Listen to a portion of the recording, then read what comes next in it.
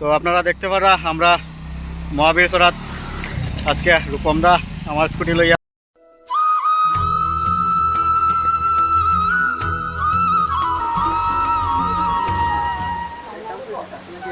নমস্কার, ধর্মী টুডেতে আমি বিপ্লব সবাইকে ওয়েলকাম জানাই।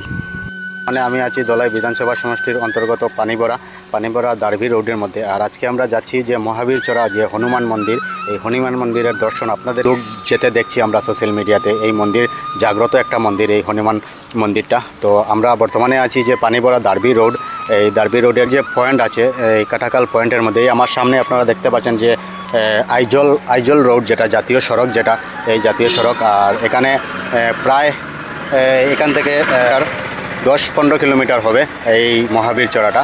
তো আমরা ওইখানে যাব, গিয়ে আপনাদেরকে দেখাবো, আপনারা সঙ্গে থাকেন। তো আপনারা দেখতে পারা আমরা মহাবীর চড়াত আজকে রূপমদা আমার স্কুটি লইয়া আও